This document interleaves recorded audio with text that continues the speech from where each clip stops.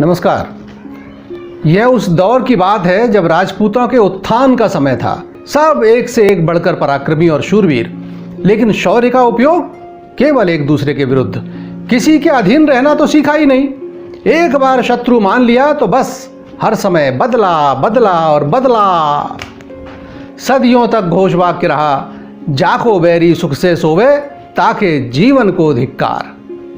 आल्हा उदल जैसे शूरवीर वीरता की आंधी थे जो समूचे विश्व को जीत सकते थे, किंतु जब विदेशी आक्रमण हुआ उस समय तक ये आंधी थम चुकी थी, किस्से कहानी बन चुकी थी, काल के गाल में समा चुके थे ये महायोद्धा, जबकि कालखंड वही था। अब शुरू करते हैं मूल कहानी। चंदेल नगर अर्थात आज की चंदेरी में प्रतापी राजा परमाल हुए, जिन्होंने दिल्ली के शासक अनंगपाल जैसे राजाओं को भी जीतकर भेंट लेकर छोड़ दिया था। अनंगपाल अर्थात राजा पृथ्वीराज के नाना, जिन्होंने बाद में उन्हें गोद लेकर दिल्ली का अधिपति बनाया। परमाल की इच्छा हुई महोबा की राजकुमारी मलना से शादी करे, तो बस धावा बोल दिया महोबा के राजा मालवंत के ऊपर। मालवंत पराजित हुए और शादी हो गई, किंतु मलना चंदेरी जाना नहीं चाहती थी, तो परमाल ने अपनी राजधानी भी महोबा को ही बना लिया और ससुर महोदय पहुंच गए उरई। साले महोदय माहिल न तो शादी के पक्ष में थे और महोबा से उरई जाना तो उन्हें सख्त नागवार गुजरा। पराजित थे तो कर कुछ सकते नहीं थे, लेकिन मन ही मन खुन्नस सदा बनी रही। कुछ समय बाद राजा मालवंत का देहांत हो गया और माहिल ही उरई के शासक बन गए। एक और कहानी साथ साथ विकसित हुई।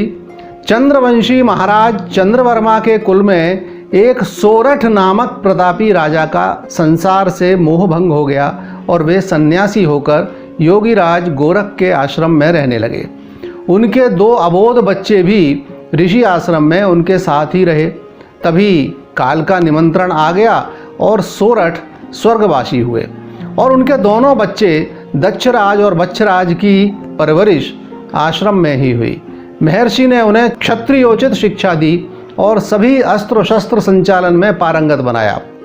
ये बच्चे चूंकि वन में ही रहकर बड़े हुए, अतः ये वंश आगे चलकर बनाफर के नाम से प्रसिद्ध हुआ। एक बार जब राजा परमाल जंगल में आखेट को गए तो उन्हें एक अद्भुत नज़ारा देखने को मिला। जंगल में 2 जंगली भैंसे आपस में लड़ रहे थे। उनकी लड़ाई से राजा के शिकार का मजाक किरकिरा हो रहा था। राजा परमाल ने अपने सैनिकों को आज्ञा दी कि वे भैंसों को अलग अलग करके भगा दें, किंतु यह कार्य किसी से नहीं हो पा रहा था। तभी जंगल से ये दोनों बालक निकले और देखते ही देखते उन्होंने उन भैंसों के सींग पकड़कर अलग कर दिया और बच्चों के घूंसों के प्रहार से वे अलग अलग दिशा में भाग गए। ये दोनों बच्चे दक्षराज और बच्छराज ही थे। राजा परमाल उनसे बहुत प्रभावित हुए और ऋषि की अनुमति लेकर बच्चों को अपने साथ महोबा ले आए, जहां रानी मलना ने बड़े लाड़ प्यार से उनकी परवरिश की। उन दिनों बक्सर में रहीमल और टोडर नामक 2 वीर पुरुष युद्ध विद्या में अच्छे जानकार माने जाते थे। राजा की आज्ञा से दोनों भाइयों ने उनके पास जाकर उनसे युद्ध कौशल भी सीखा और चारों पगड़ी बदल मित्र भी हो गए। इन चारों के पराक्रम की धाक दूर दूर तक फैल गई।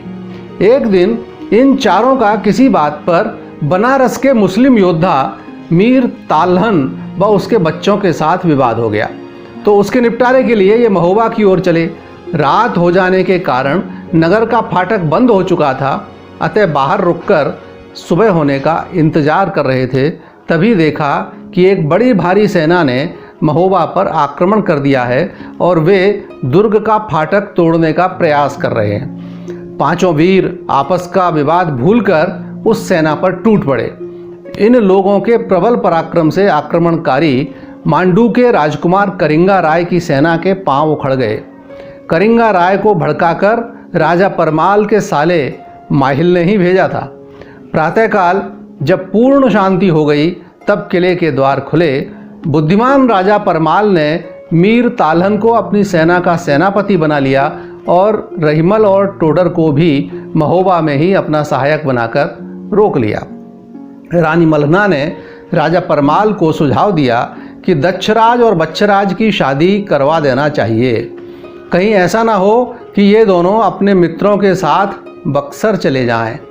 राजा को बात पसंद आई और उन्होंने अपनी 2 सालियों से ही उन दोनों की शादी करवा दी।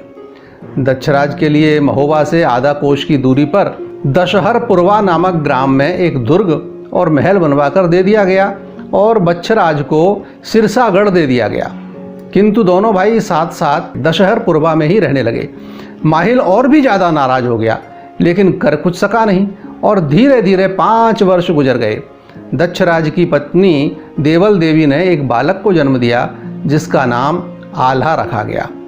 इसके कुछ दिनों बाद ही उनके गर्भ से धांधु नामक बालक ने जन्म लिया, जिसका जन्म गंडांत मूल में होने के कारण अशुभ मानकर पालन पोषण के लिए एक दासी को दे दिया गया। यह बालक भी कार्तिक मेले में खोकर पृथ्वीराज के चाचा के पास पहुंच गया और वहीं उसकी परवरिश हुई। इसी बीच छोटे भाई बच्छराज को भी पुत्र रत्न की प्राप्ति हुई, जिसका नाम मलखान रखा गया। एक बार दक्षराज अपनी गर्भवती पत्नी और रानी मलना के साथ ज्येष्ठ शुक्ल दशमी को बिठूर में लगने वाले मेले में गया। वहां अन्य राजा महाराजा भी आए हुए थे। मांडू के राजा करिंगा राय को मेले में किसी अनोखी चीज की तलाश में घूमते देख माहिल ने फिर चाल चली और कहा कि मेले में सबसे अनोखी चीज तो महोबा की रानी मलना के गले में पड़ा 9 लखा हार है, दम हो तो छीन लो, पैसे देकर भी वैसी चीज तो मेले में मिलने से रही। करिंगा राय एक बार महोबे पर हमला कर मुंह की खा ही चुका था, बदला लेना चाहता ही था, सो टूट पड़ा महोबा वालों पर। लेकिन सफलता इस बार भी हाथ नहीं आई और मीर तालहन की मदद से दक्षराज ने उसका आक्रमण असफल कर दिया। महोबा लौटने के बाद समय आने पर देवल ने ऊदल को और रानी मलना ने ब्रह्मानंद को जन्म दिया। नमस्कार।